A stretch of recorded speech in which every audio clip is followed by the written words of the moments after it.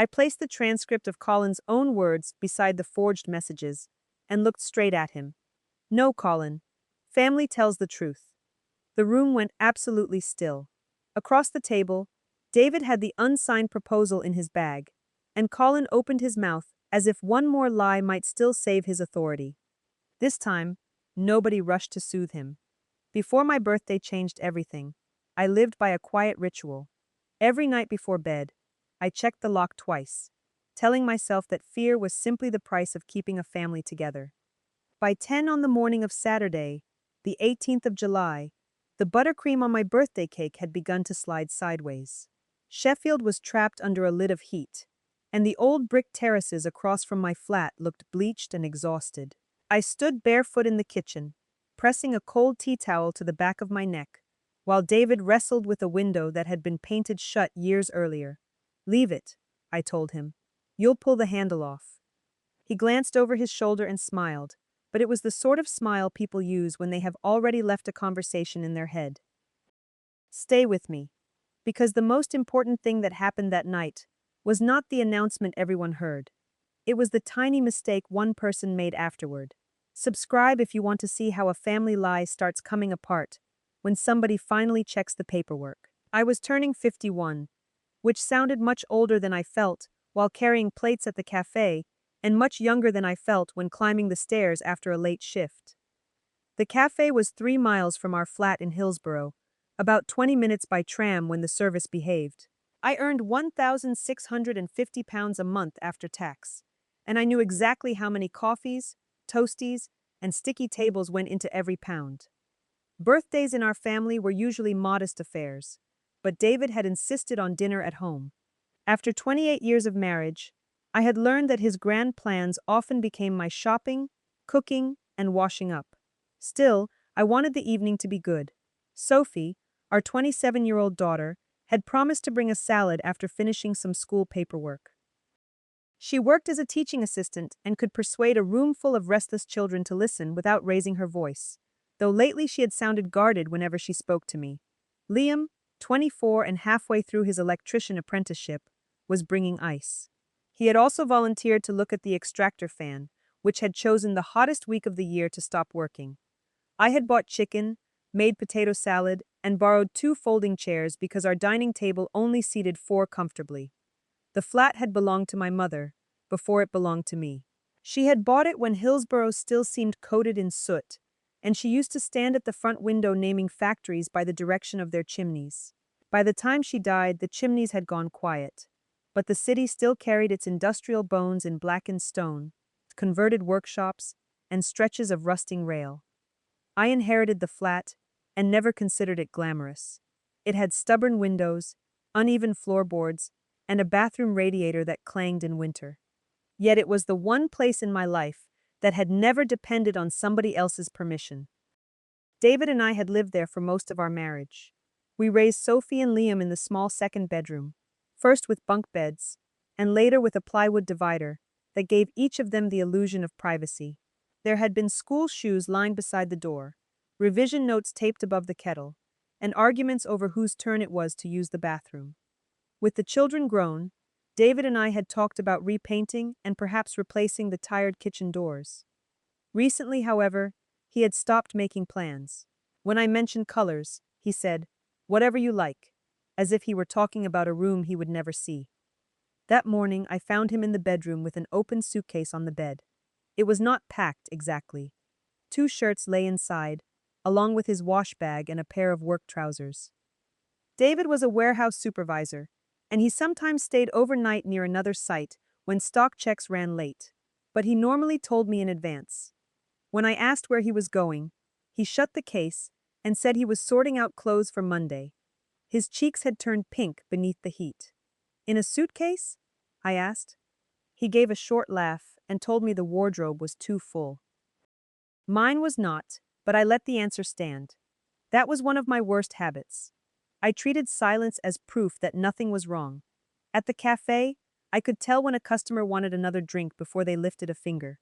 At home, I ignored obvious signals because noticing them would have required a decision.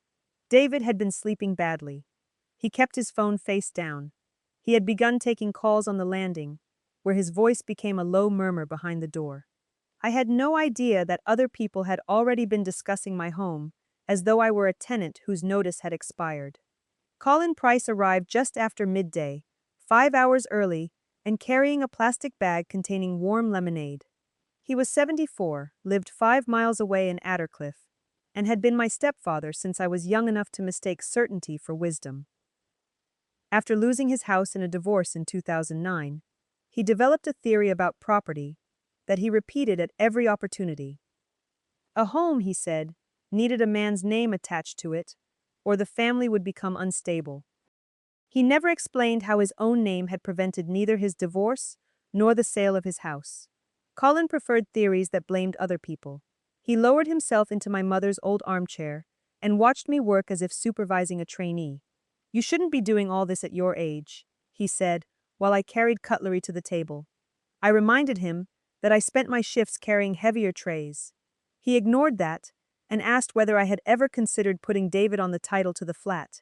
The question was not entirely new, but the timing made me pause. "Mum left it to me," I said. "We both live here. That's enough." Colin's mouth tightened. Then he gave the little wounded shrug he used whenever anyone resisted him, as though my answer had injured him personally. He said he was only trying to protect us, and that nobody appreciated how much responsibility he carried for the family. According to Colin, Sophie was anxious about her future, Liam lacked direction, David was under impossible pressure, and I had become difficult because I worked too hard. He managed to make every problem orbit him. "Family does what it's told," he said, tapping one finger against the armchair. "Otherwise, everybody starts pulling against everybody else." I told him our children were adults, not soldiers.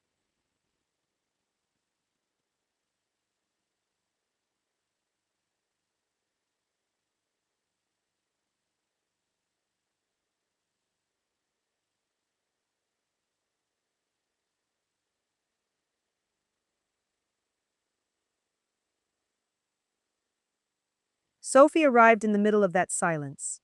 She wore a loose green dress and carried a glass bowl covered with foil. When I hugged her, her arms barely closed around me before she stepped back. Colin greeted her with exaggerated warmth and asked whether she had thought about what they'd discussed. Sophie's gaze flicked toward me, then down at the salad. She said this was not the time. I asked what they had discussed, but Colin answered before she could, claiming it was only a savings matter. Sophie pressed the foil flat around the bowl with both palms. "Grandad, stop," she said quietly. Her unease entered the room like another person. Liam came half an hour later, with 2 bags of ice and a streak of gray dust across his forearm. He kissed my cheek, wished me a happy birthday, and went straight to the kitchen.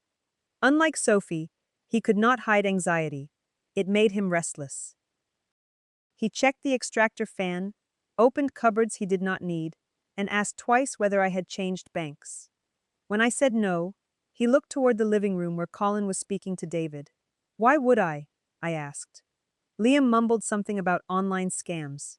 Before I could question him further, Colin called his name, and my son left the kitchen with the obedience of a boy, not a grown man learning a trade. The afternoon settled into a strained imitation of normal family life. Sophie sliced bread. Liam positioned a borrowed fan near the table. Colin complained that the moving air made his eyes water, so David switched it off, without asking anyone else. Sweat gathered beneath my hair, while the smell of roasting chicken thickened the air. I noticed David checking the clock, then typing a message under the table. When I asked whether his mother was coming, he said Margaret had not decided. That was typical enough to sound convincing. At 76, she considered punctuality a courtesy owed to her rather than by her. We sat down shortly after 6. There were 5 of us around a table crowded with serving dishes, glasses, and elbows. I had opened a bottle of chilled white wine and poured mine into a blue glass Sophie had given me years earlier. It was the only colored one in the cupboard, and I always used it for celebrations. Liam raised his water and said I deserved a day without carrying anybody else's plates. Sophie smiled at that, but her eyes shone as if she might cry. David did not make a toast. He stared at the chicken on his plate and moved it from one side to the other. I asked Sophie about work, and she gave me a careful account of classroom displays and end-of-term storage. Liam described a rewiring job without once meeting my eyes. Colin interrupted both of them to complain that families no longer planned properly for inheritance. He said young people needed certainty, and that mothers sometimes became sentimental about property. The word inheritance landed heavily. "I'm sitting right here," I said. Colin lifted both hands, playing the injured peacemaker. He claimed I twisted everything he said, and that he was apparently the only person at the table who cared what happened after he was gone. David finally told him to leave it. For one hopeful second, I thought my husband was defending me. Then he added, "This isn't how we agreed to do it." Sophie dropped her fork. The metal struck her plate with a sharp crack, and every face turned toward David. He went pale. I asked what they had agreed to do, but nobody answered. Colin studied the tablecloth. Liam rubbed the back of his neck. Sophie whispered David's name in disbelief.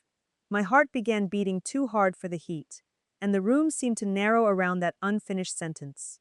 The buzzer sounded before I could ask again. David pushed back his chair so quickly that it scraped the floor, but I was already standing. Through the intercom, Margaret's voice said, "It's me," without a greeting. I released the downstairs door and waited in the hall. She climbed the stairs slowly, breathing hard in the trapped heat. When she reached our landing, I saw immediately that she had come empty-handed. No card, no flowers, not even the supermarket chocolates she usually produced after complaining about the price. She walked past me into the dining room without wishing me a happy birthday. Margaret stopped beside David's chair and looked around at the half-eaten meal. Sophie had gone rigid. Liam stared at his lap. Colin leaned back with the calm attention of a man waiting for a performance he had rehearsed. David said, "Mum, don't." But he said it too late and too softly. Margaret drew herself up, fixed her eyes on me, and spoke with the satisfaction of someone delivering a verdict rather than news. "Here's my gift, you're moving out today. My son needs this apartment. He's divorcing you." No one moved. Outside, a tram rattled somewhere beyond the rows of houses, and the borrowed fan clicked uselessly in the corner. My fingers were still wrapped around the stem of the blue wine glass. For a moment, all I could see was David's closed suitcase, Sophie's frightened glance, Liam asking about my bank, and Colin sitting in my mother's chair, as if the flat already belonged to his side of the family. Then I slowly set down my glass and heard its base touch the table with one clean, deliberate sound. "No, Margaret. This flat is mine. And Colin's lies end tonight." Colin's confidence vanished so quickly that it told me more than any confession could have. He lurched forward, knocking his knee against the table, while Sophie covered her mouth and Liam whispered, "What lies?" David did not look at his mother. He looked at Colin. "You don't know what you're talking about," he said, but his eyes slid towards Sophie. That was enough. I asked him why he had been discussing my flat with my children, and why David had said they had agreed on a plan. Colin drew himself upright in my mother's chair and declared that he was trying to prevent me from tearing the family apart. He was the one everyone blamed, he said, despite being the only person willing to make difficult decisions. Margaret looked from him to David, plainly realizing she had delivered an announcement without knowing the whole arrangement. David told me we should speak privately, which would have been reasonable before he invited his mother to evict me at my own birthday dinner. I asked whether he wanted a divorce. His mouth worked for several seconds before he said yes. The word hurt less than the pause. He claimed we had become strangers and insisted there was nobody else, though I had not asked. "And sending your mother to throw me out doesn't make you brave." Margaret bristled and said David had told her the flat was effectively marital property. I asked whether she had ever seen the title. She had not. Had David? He admitted he had not seen it recently, but Colin had assured him that long occupation gave him a claim. Colin interrupted to say legal ownership was not the same as fairness, and that I could not expect a husband to leave with nothing. His outrage was almost convincing until I remembered his question about adding David to the title. She said she could not do this, grabbed her handbag, and headed for the door. I caught her in the hall and asked what Colin had shown her. Her face crumpled, but she shook her head and said she needed time to think. Colin called after her that walking away would not change what her mother intended. Sophie flinched, as if he had struck her. I asked what he meant, and he answered from the dining room that she knew perfectly well. Then Sophie pulled free of my hand, hurried down the stairs, and left without her salad bowl. Put your prediction in the comments, because even I was still underestimating him at that table. Liam remained by the window, pale beneath the dust on his skin. I asked whether Colin had shown him something too. He said it was complicated, which is the answer people give when the simple truth will expose them. Colin ordered him not to be bullied, and that finally broke something in me. I pointed toward the door and told Colin to leave. He pressed a hand to his chest, acting stunned that I could humiliate him after everything he had done for us. This is exactly what I warned them about, he said. The moment anyone questions you, you turn vicious. He made my refusal to surrender sound like evidence against me. Our confrontation followed him into the hall.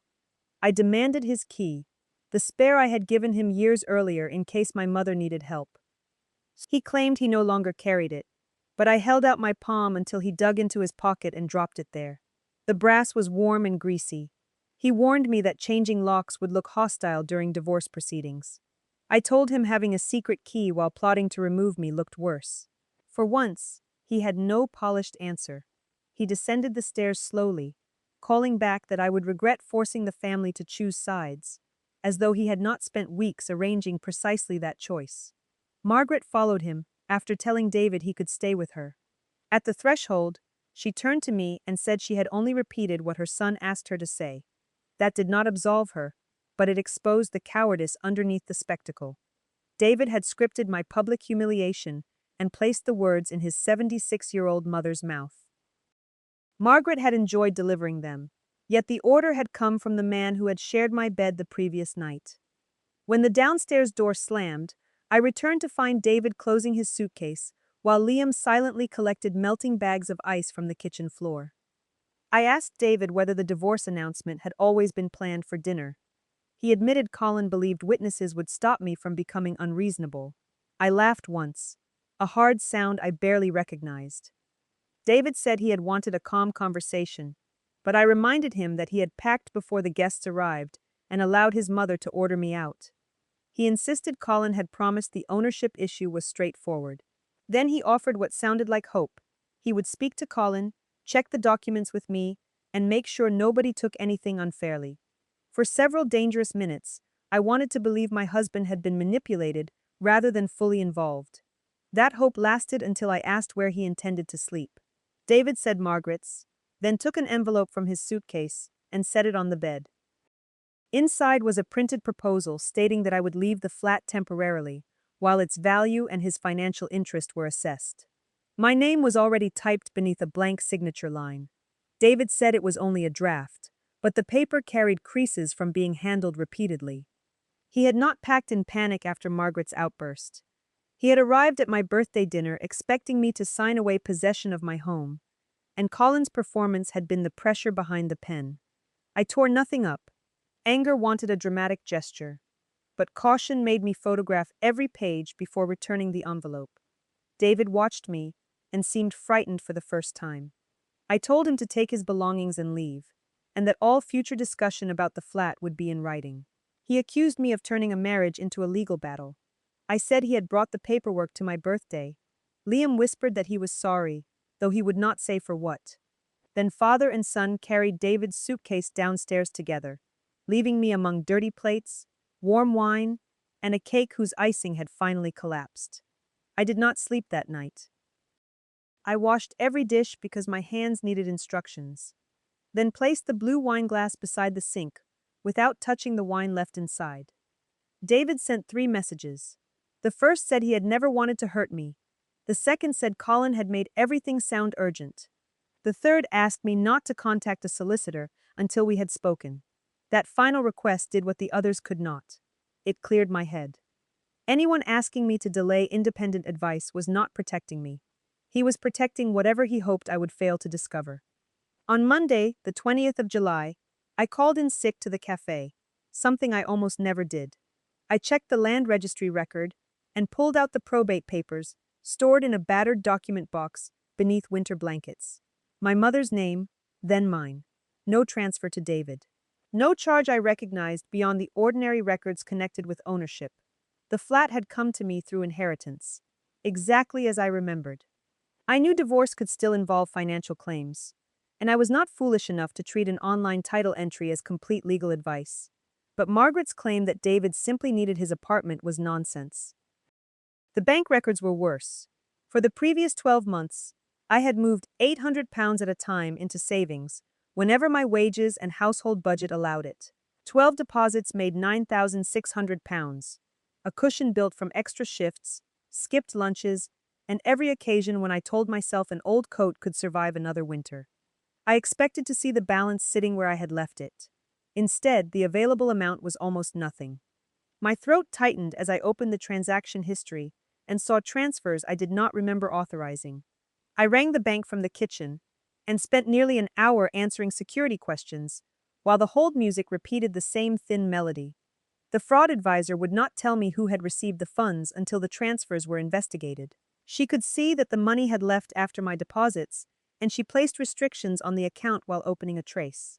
Some activity appeared to have passed the bank's authentication checks, which meant reimbursement was not automatic. When she asked whether anyone in my household had access to my devices or banking information, I thought of David, Liam's questions, and Colin asking whether I had changed banks. David denied touching the savings. He sounded genuinely shocked, which only made the situation more confusing. He said Colin knew I was putting money aside because I had once mentioned it over Christmas, but he insisted that was all. Then he asked whether I was sure I had not moved the money myself and forgotten. I ended the call before he could turn theft into absent-mindedness. Liam did not answer at all. Colin answered on the second ring and listened without interruption while I told him the bank was tracing the missing £9,600. His response was a masterpiece of injured innocence. Colin said he could not believe I was accusing an elderly man who had devoted his life to holding our family together. Now you're trying to do the same to David. I told him my savings had nothing to do with David's housing. Colin replied that money inside a family never belonged to one person, then abruptly claimed he knew nothing about any transfers. He had revealed his belief before remembering his denial. She chose the corner table farthest from the counter and sat with both hands around a glass of tap water. The lunchtime rush had passed, but the room still smelled of fried onions and coffee grounds. She apologized for leaving my birthday dinner and said Colin had made her promise not to show me his messages. I asked why she had trusted him. Sophie began crying and said the messages had not looked as though they came from Colin. They looked as though they came from me. She unlocked her phone and showed me screenshots Colin had sent her. In them, a contact bearing my name told him I planned to sell the Hillsborough flat, move away, and spend the proceeds before Sophie or Liam inherited anything. Another message said my children had become entitled and would receive nothing from me. The wording was colder than anything I would ever write, but Colin had included details about my work and the flat to make the exchange look authentic. Sophie had challenged him at first. He answered that I was pretending affection while quietly arranging my escape, and that confronting me too soon would make me destroy the evidence. The betrayal went deeper than property. Sophie had withdrawn from me because she believed every conversation was an act. She had begun looking at rental listings, afraid I would sell the flat, and force David out with nowhere to go. She had even asked her school's payroll office whether her wages could be redirected if her address changed. Listening to her, I felt something inside me give way. Colin had not merely told a lie and hoped it stuck. He had studied the ordinary fears of each person in my family, then built a different cage for each of us. I reached across the cafe table, but Sophie pulled her hands away before catching herself. That small recoil hurt more than Margaret's announcement. I asked Sophie to forward everything without deleting the original thread. She hesitated because Colin had warned her that sharing the messages could ruin his health. He had described sleepless nights, chest pains, and the burden of being the only person prepared to protect them. Even his manipulation made him the victim. I told her I was not asking her to decide whom she loved. I was asking her to preserve evidence before somebody erased it. Sophie finally nodded and sent the screenshots, voice notes, and contact details to my email. When my phone began chiming, the sound was almost cheerful. Each chime delivered another piece of poison.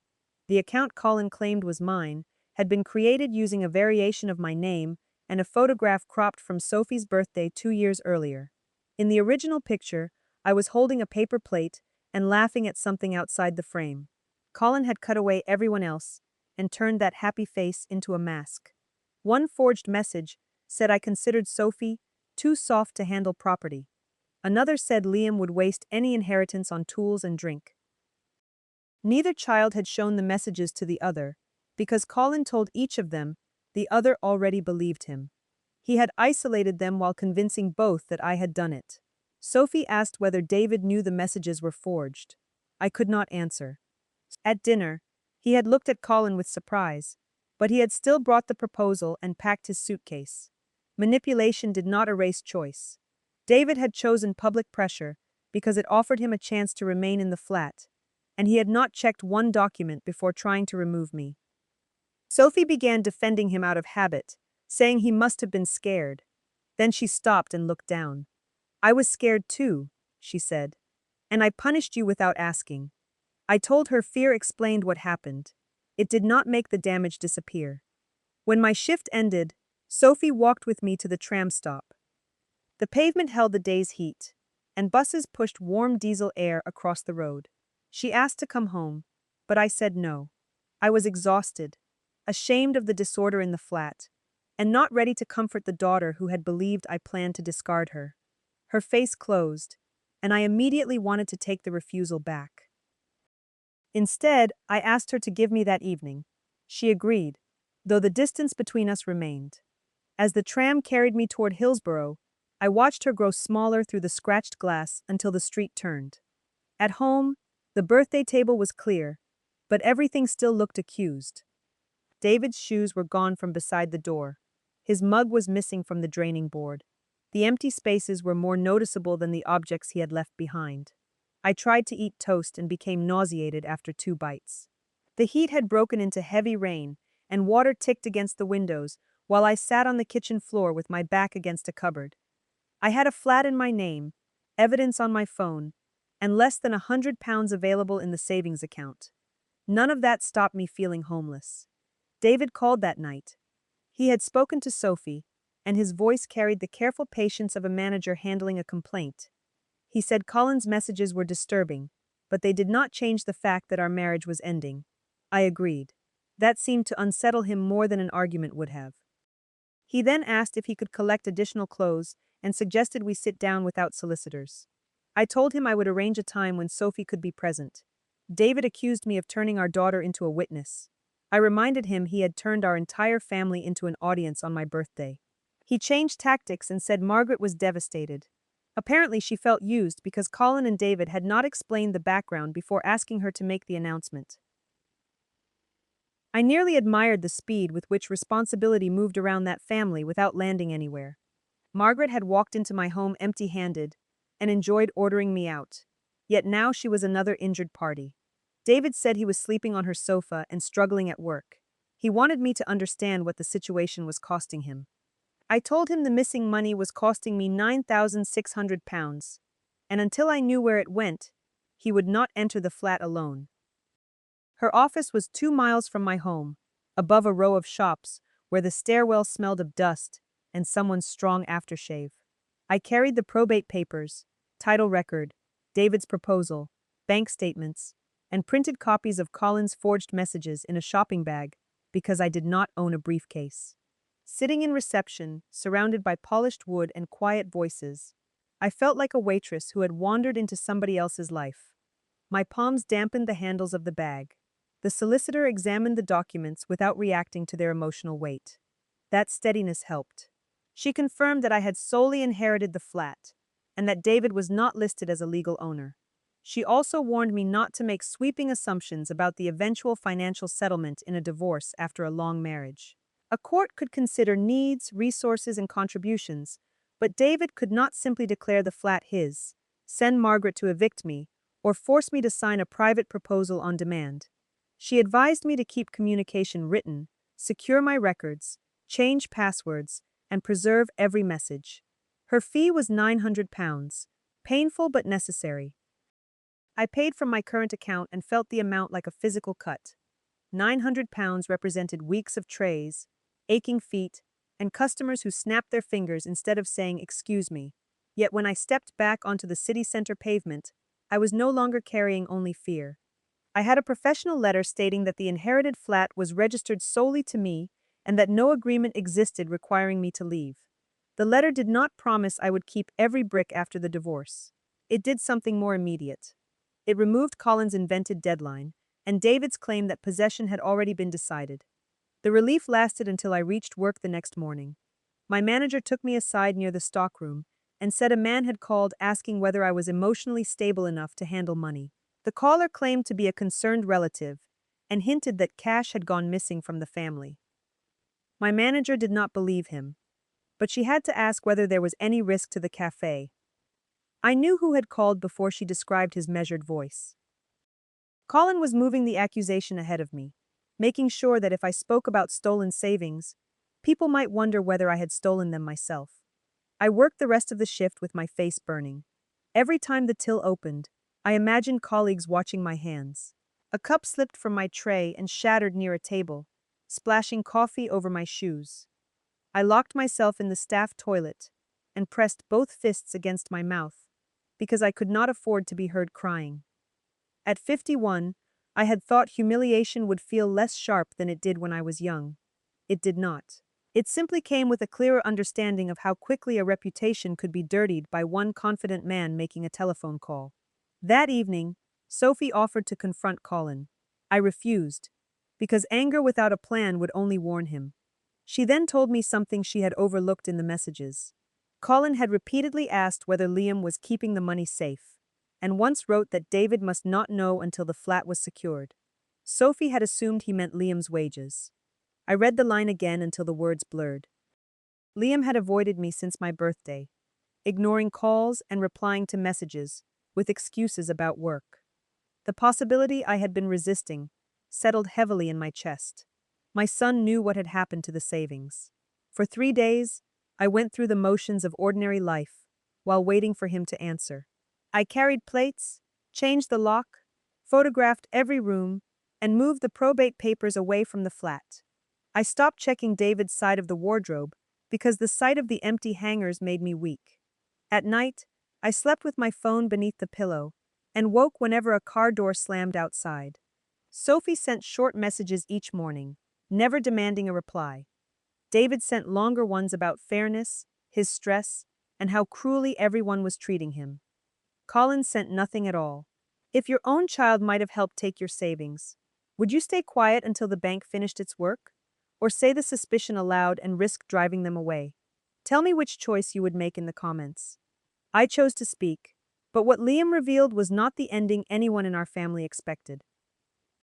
On Monday, the 3rd of August, Liam finally came to the flat after I told him I had copies of Colin's messages. He arrived in work trousers and stood on the landing rather than stepping inside. His face looked gray with exhaustion. I asked directly whether he had moved money from my savings. He gripped the banister and said he had only meant to protect it. The words turned my stomach because they sounded like Colin. I moved aside and told him to come in, but I did not hug him. We sat at opposite ends of the dining table, where my birthday dinner had fallen apart. Liam admitted that Colin had convinced him I was preparing to sell the flat and disappear with everything. Colin claimed I had become unstable and might empty my accounts before David could stop me. He told Liam that moving the savings temporarily would protect Sophie's future and prevent me from making an irreversible mistake. My son knew enough personal information to pass security questions, and he had seen me enter my phone code many times. During visits, he used my device and banking access while Colin directed him. The transfers were 12 separate amounts of £800, the same deposits I had made, removed one by one to resemble my own routine. I asked where the £9,600 had gone. Liam said it first entered an account he controlled. Then Colin instructed him to move and withdraw it in stages. Colin insisted the money would be held safely until I came to my senses. Liam would not explain every destination because he was terrified of implicating himself, but he admitted Colin now controlled the funds. He had expected them to remain untouched. When he recently demanded proof, Colin told him the money had been used for urgent family costs and that exposing the arrangement would get Liam arrested. My son had been carrying that threat alone. The pain was not clean anger. I remembered Liam at 8, bringing me a loose plug because he wanted to know how electricity stayed inside the wall. I remembered saving for his first set of proper tools. Now he had used what he knew about my routines to enter my account. He kept saying he had believed he was stopping me from destroying the family. I asked why he had not spoken to me. His answer was barely audible. Colin had shown him forged messages in which I called him gullible and said he would never finish his apprenticeship. Shame had made Colin's lie feel true. Liam began crying, but I could not comfort him. I told him love did not make unauthorized transfers harmless, and fear did not return £9,600. He flinched at the exact amount. I said the bank was already tracing it, and I would give them truthful information, including his role. For a moment he looked like he might run. Instead, he took out his phone and forwarded voice notes from Colin. In one, Colin told him, "Family does what it's told." In another, he instructed Liam to delete transaction alerts before I noticed them. Colin's calm voice in my kitchen made my skin crawl. Sophie arrived after Liam agreed she could hear the truth. She did not shout. Her silence was worse. Liam apologized to her, assuming the money had partly been meant for her, and she told him it had belonged to me. That simple correction broke through something Colin had planted in both of them. He had made my living body sound like an inconvenient delay in their inheritance. Sophie sat beside her brother but did not touch him. I watched my children absorb the fact that they had each been manipulated differently, then kept apart so neither could compare the lies. We made copies of everything.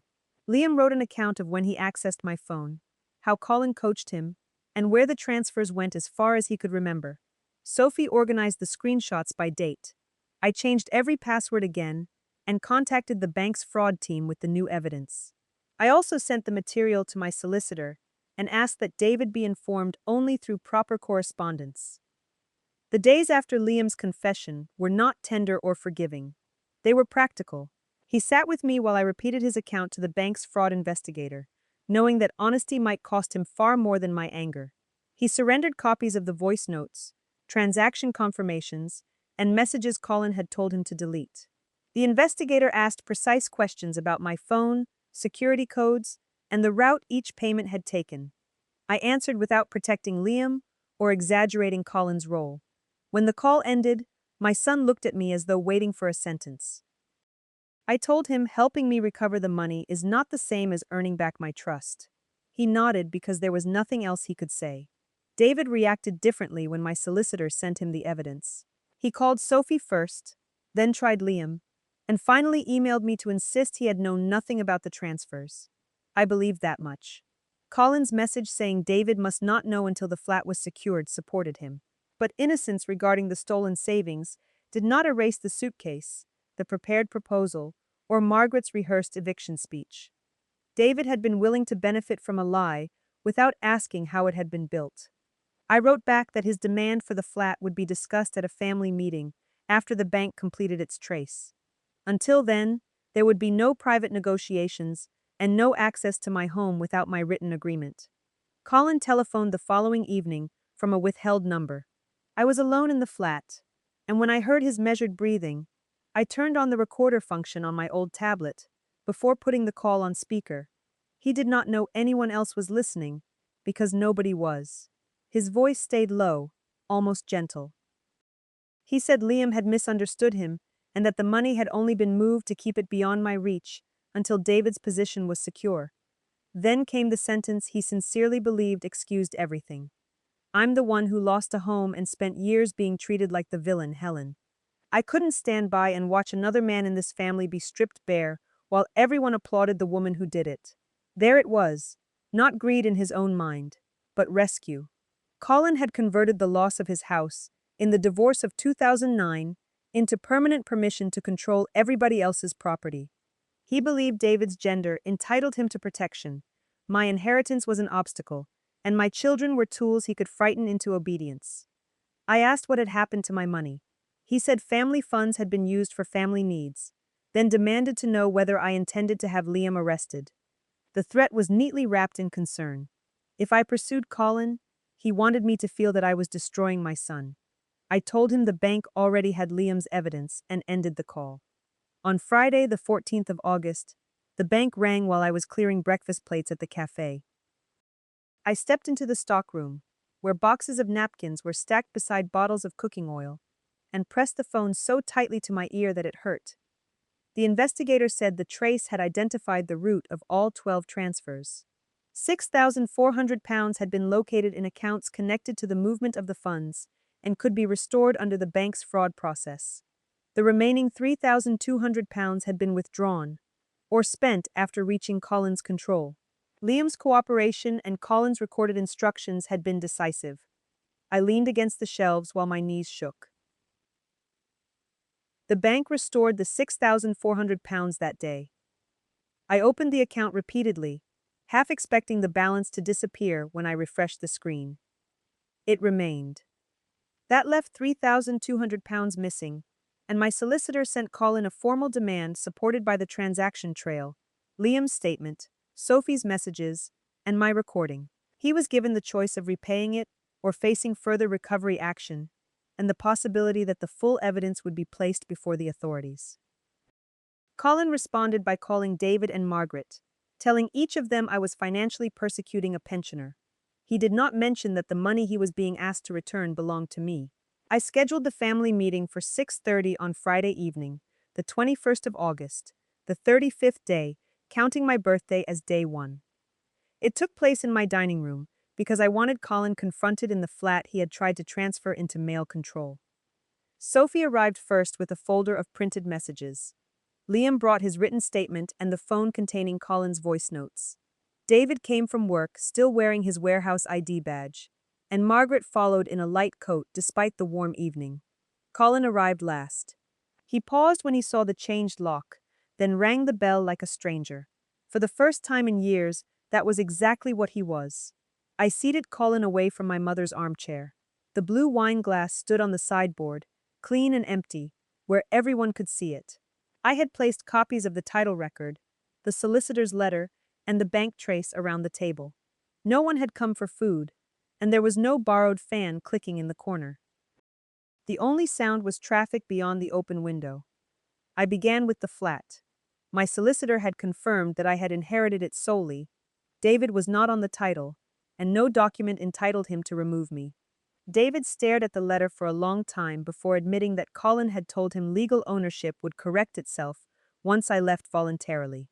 Her voice shook at first, but it steadied as she reached the ones claiming I intended to sell the flat and disinherit both children. Liam played Colin's instruction to delete transaction alerts, followed by the recording in which Colin said, "Family does what it's told." Margaret's face changed when she heard it. She had entered the meeting prepared to defend an overbearing old man. Now she was listening to proof that he had scripted fear throughout the family. Finally, I set down the bank trace, showing 12 transfers of £800 and the division of the missing money. 6,400 recovered, 3,200 still under Colin's responsibility. Colin did not deny the recordings. Instead, he attacked the people who had preserved them. Sophie was ungrateful. Liam was weak. David had lost his nerve. I was vindictive. He claimed the forged account had been necessary because none of us would listen openly, and he described the transfers as a temporary safeguard that had become complicated. When Margaret asked why he had allowed her to announce that I was being evicted, Colin said she had performed the task badly by making it sound too harsh. Margaret recoiled. Even then, he could not accept that the cruelty belonged to the plan rather than its delivery. He turned to David and urged him not to surrender his rights. According to Colin, 28 years in the flat made David its real owner regardless of the title, inheritance, or my wishes. David rubbed both hands over his face. He admitted he had wanted the divorce and feared leaving with less security than I had. But he also admitted that fear had made Colin's story convenient. Then David looked at me across the same table where he had let his mother humiliate me. "I'm withdrawing my demand that Helen leave or sign over possession of the flat," he said.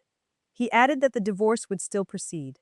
I told him that was the first honest decision he had made since my birthday. Colin pushed back his chair and declared that everyone had conspired to punish him for trying to keep the family together. He said he had sacrificed more than any of us and would not sit there while children lectured him. I let him finish. Then I placed the transcript of his own words beside the forged messages and looked directly at him. No, Colin. Family tells the truth. The room went absolutely still. He opened his mouth, but there was no remaining lie that had not already been printed, recorded, traced, or witnessed. That was the moment his authority ended, not when he was shouted down, but when nobody rushed to soothe him. My solicitor's demand remained on the table. Colin was required to repay £3,200, the precise unrecovered balance. He tried to negotiate, suggesting Liam should share the debt because his hands had operated the phone. Liam said he would accept the consequences of what he had done, but would not help Colin disguise who directed it. Sophie told Colin not to contact her privately again.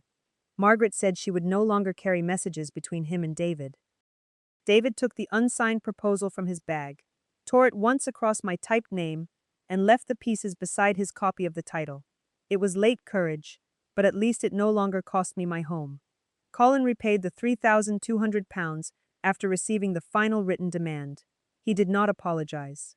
The transfer reference called it family settlement, one last attempt to rename theft as compromise. My solicitor confirmed receipt, and I closed the account he had compromised. The evidence was retained, and Colin signed an undertaking not to contact me or interfere with my property or finances again. The divorce was completed 4 months later. David left with his personal belongings and the settlement agreed through our solicitors. The flat remained mine. He apologized without asking for forgiveness, and I accepted the apology without offering reconciliation. Sophie and Liam rebuilt their relationship with me slowly, through ordinary visits, honest conversations, and promises proved by action. Margaret sent a letter admitting that obedience had been easier than asking questions. Colin sent nothing. On my next birthday, Sophie brought flowers, Liam brought a cake, and neither of them invited anyone without asking me. We drank from the blue wine glass in turn, and laughed when Sophie called it the family evidence exhibit. After they left, I stood alone in the quiet dining room, and understood that I had not broken a family apart. I had stopped one man from holding it together by the throat. I no longer flinch when the doorbell rings, and I no longer check the lock twice before bed. A home becomes yours not only when your name is on the title, but when fear no longer has a key. Thank you for staying with me to the end, and subscribe to the channel for more stories where the truth finally gets the last word.